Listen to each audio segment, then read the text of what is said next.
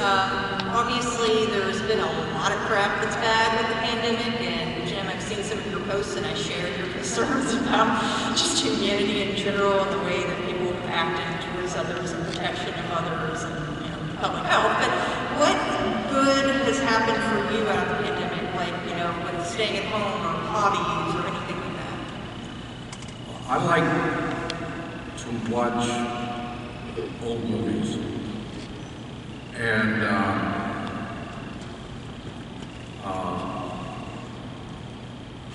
in one 14-day period in February of this year, I saw 41. Wow. I keep track of such stuff because my life is empty. But for me, that was kind of heaven. And I discovered the joys of watching a lot of television all day and all night, and then getting into bed with my phone and watching something else. So I have now seen all but 3 of the movies ever made. Favorite and they're all Star Wars movies that I have seen. Favorite movie or favorite is a movie in your top 5? My number 1 movie of all time is John Ford's The Searchers from 1956. Whoa, old people. What about you, Curtis? Any habits? I am more of a book person, and so I didn't really watch a lot of movies, but I did keep a list. And during this unspecific period of lockdown, I read 91 books. Oh, wow. Some of which were 2, 3, or 4 volumes each. And I'm still reading, but I'm now not pandemic reading. It doesn't have the same urgency or the same length of time. The only other thing that I did was to somehow only had just discovered Parks and Recreation. And now all I do is watch Parks and Recreation. And also, on my 3rd watch of Justified. And so it's a weird combination, but Justified, and I just saw Jim the other night, as a matter of fact, on Justified, and Parks and Recreation. Parks and Recreation, I think, was the single thing that kept me from losing my mind. And I still watch it, even though I'm now on my 7th watch. Love it. Thank you. Well, now you have your, marching orders. Yeah. This one's for Jim. So after Bobby died, did you know that he would be coming back from another dimension? And what was your reaction when you found out? Sorry. I'm easily distracted. When Bobby died, I didn't,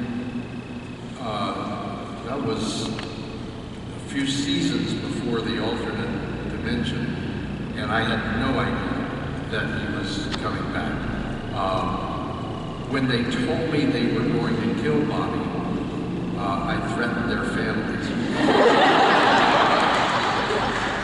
to no particular success. They told me I would be coming back as a ghost, and I thought, oh, okay, I'll play out the next 25 seasons as a ghost. And then I was a ghost for about 3 episodes. I did not know if anything was going to happen to Bobby after that. And so every time they would call up and say, come back, we've got an episode for you, I would be surprised. Not totally surprised. I knew that with this show, people die and come back and die and come back. I figured the odds are pretty good. A lot better than on Grey's Anatomy. And so so I had a gut feeling that I would always be back for some flashback or fantasy story or something, but I didn't know about the alternate universe until they had the script ready and told me about it. And I thought, great, I'm back, cool. And then I realized it wasn't quite the same Bobby, who didn't have the same relationship with the boys. And I'll confess it wasn't as fun to play because the love and banter were not an actual part of the relationship anymore. And, but it was better than not being there. So, yeah. Thank you. Great question. Thanks. Hi. Hi, yes, this is for both Curtis and Jim. As you know, the Supernatural community is some of the most dedicated fans that there are. I just was wondering if there was ever a moment from the community that ever like struck you full of awe that you were in disbelief of, like in a good way.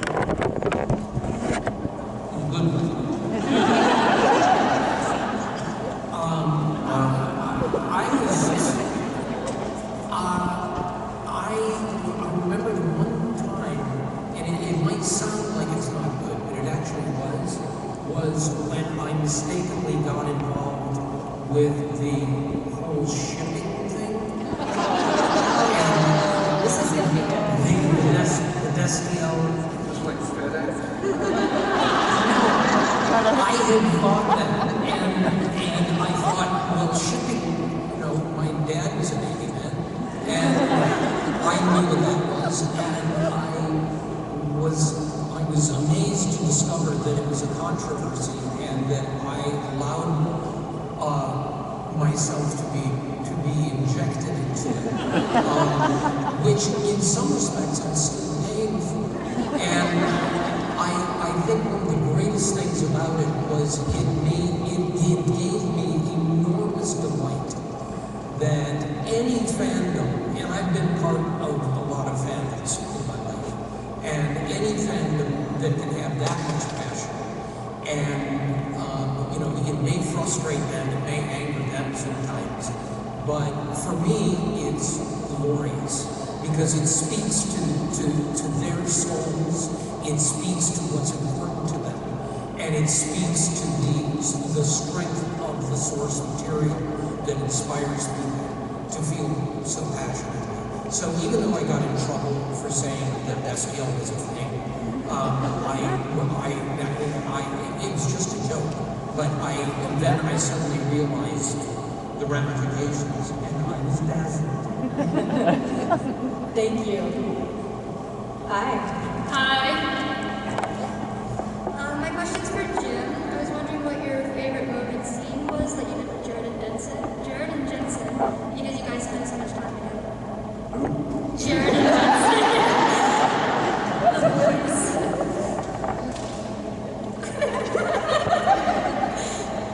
All the young ones. Yeah. Oh, yeah. My favorite moment with them. Wow, that's like asking me which of the billions of M&Ms I have is my favorite. Wow, that's there are so many.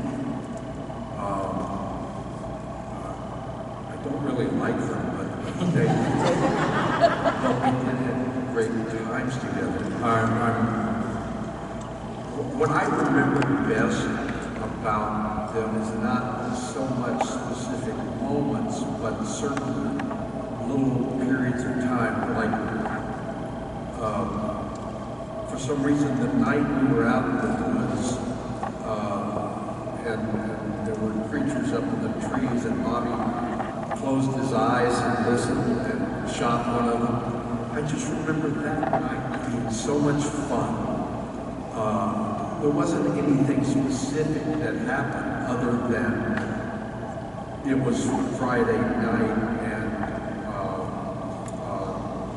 the first AD really wrap up and go home, and Jared had overserved himself. And so we had trouble getting to the tape without Jared doing something silly. But what I remember was not specific things, just the fact that we spent that whole night laughing and watching Kevin slowly lose his mind. Because this stuff's like $10,000 a minute, you know. And it's Friday night, everybody wants to go home before it's Sunday. So, yeah, it was like that. It was not so much specifics, just having this wonderful, wonderful, fun, joyous time. Because TV shows are not always fun. They're rarely as fun as this one is to do, to make. Laughing all the time is not something that happens on every show, or even most shows. And we laughed pretty much all the time. It's like those relationships you were talking about too. That idea that you can find yourself in it's utterly arbitrary. You wind up in the middle of something that not only is wonderful but lasts as long as that one did. I mean, it's the best thing in the world. But most television shows are work. I mean, it's like we go to work, and to have that is a real gift. Thank you so much. Great question. Thank you. Hi. Hi. Hi, Bruce. Hi.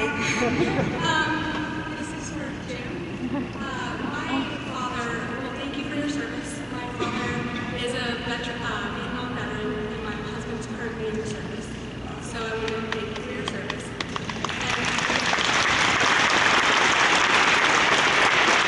Tell your dad I said no.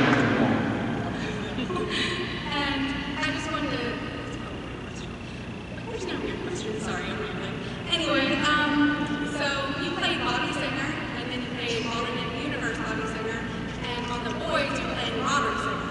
Do you ever get an identity crisis? Sorry? Do you ever get an identity crisis?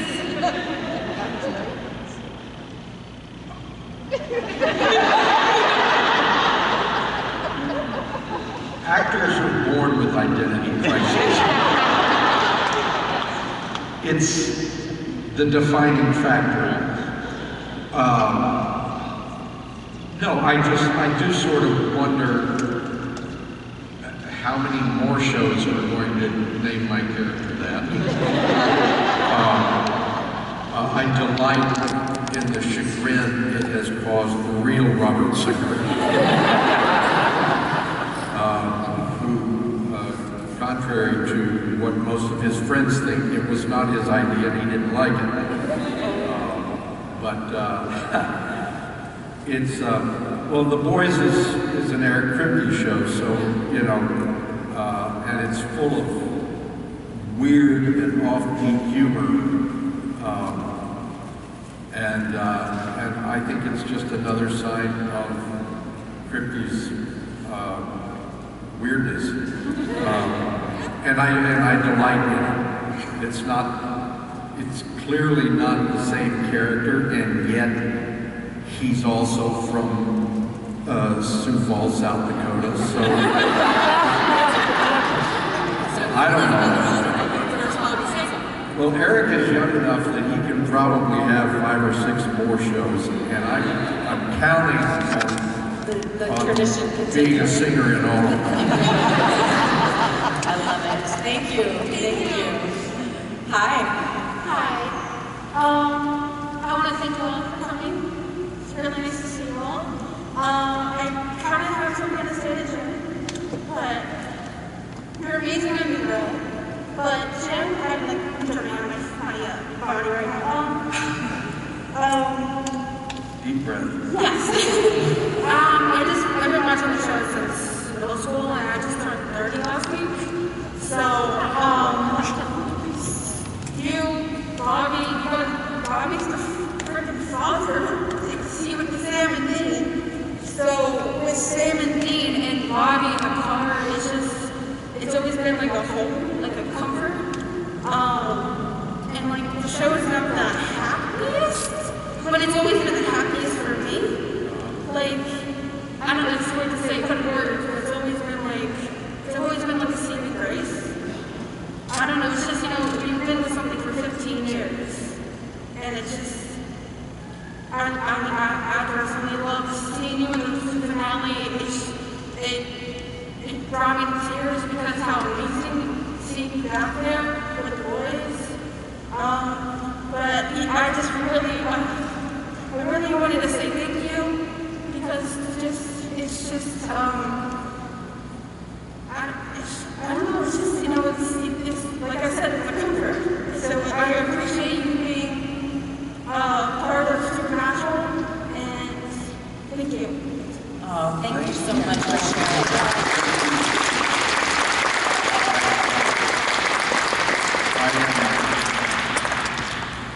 I'm so touched by the response of people to the show, to our characters, and the generosity of spirit that is evident from all of you and from all of the fans around the world. It's been an honor, and I'm deeply appreciative. Thank you. Hi. こんにちは、チーム様。私の質問に、すみません。質問の何をエピソードは大好きですか？本当？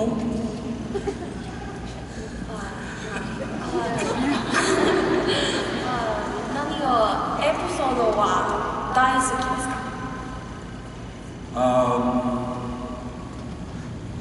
？Weekend at Bobby's. Yeah. Favorite episode? Hi. Yeah. Weekend at Bobby's. I mean, it was all about me.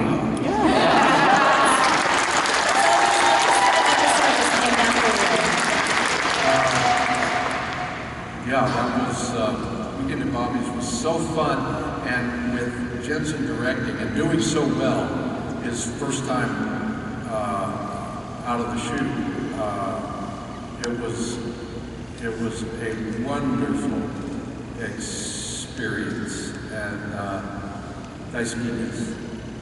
ありがとうございます。ありがとうございます。Thank you so much. Thank you. That was a treat. Hi. Hi, just a huge fan. I've loved you since Sister Act. Oh, come on now. But I have a question for Mr. Curtis. You mentioned the passion of Supernatural fandom. But when my friend and I pulled into the hotel last night, the Valley, very excited, he said, "You just missed Booger."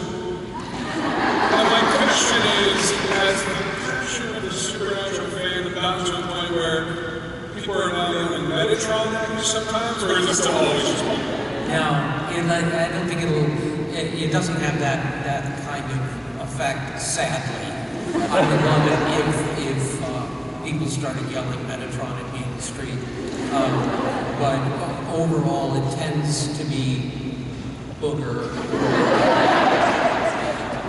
Sorry. I mean, it's all right. I'm perfectly... Did you ever regret that character name? You know what I did for a while, and then it became, because you do realize after a while where you realize you have made an influence just by being paid to say horrible things and pick your nose, which at the time I was sort of ashamed of. And then as time goes by, you realize it means something to people that you'll never understand. But it does mean something to people, and over time you embrace it, because how many actors get a chance to have something that's remembered at all? And it was an acting job. It had nothing to do with me. That character has nothing to do with me. People were disappointed that I'm not more like him. But geez, you have something that people remember and can quote lines back at you, and that's wonderful.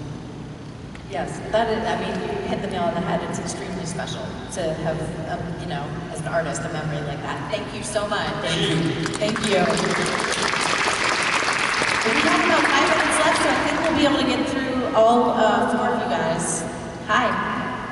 Hello. This question is for Jim.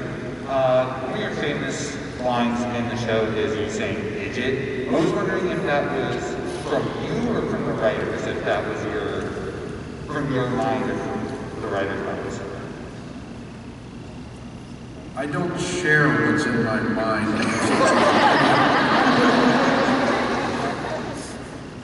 No, that line was pure script. And in fact, I saw the script, I saw the line, and I said, oh, come on now, really? I don't want to say that. That's stupid. It's just dumb. It's a dumb line. It's a dumb word. I don't. And I said the same thing a year later when they wrote balls. And now I have hats and shirts that say "idiot" and balls. And so do other people. It was not my idea. I have come to appreciate it. Thank you. Thank you. Great question. Thank you. Hi. Hi Curtis. Hi Jim. So my question is, in the supernatural universe, everybody has their own specialized heaven. So I was wondering what your guys' heaven would be. Our actor selves? Yourselves. As you saw Bobby's. Yeah. I guess mine would be eerily similar to the room that you first see Metatron in, which is the book line room.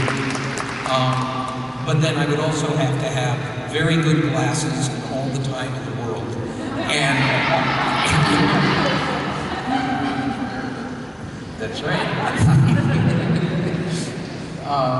Yeah, I was just thinking about that the other day when I dropped my glasses. Yeah, that would be mine. Yeah, mine would be similar.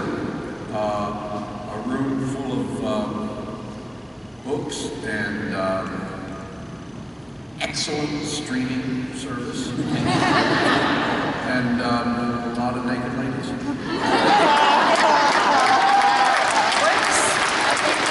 Thank you. Hi. Hello. Thanks. How are you doing today?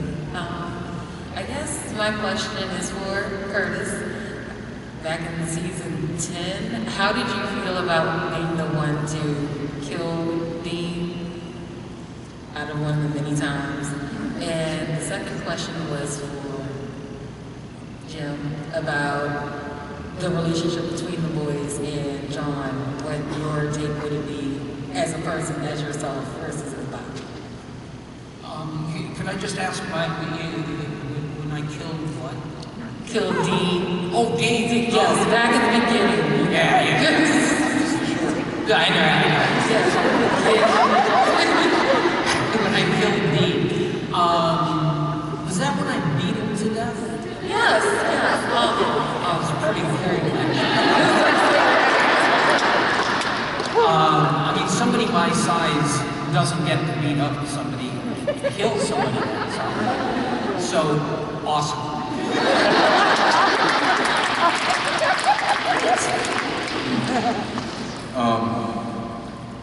My personal assessment of John's relationship with the boys, he could have done better.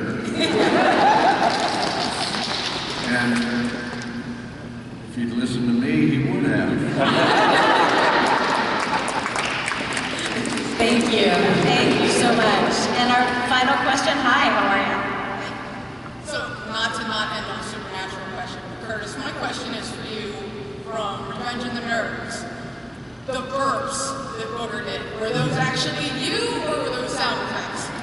They were sound effects that were done by them. They were trying to find someone who could do the longest burp.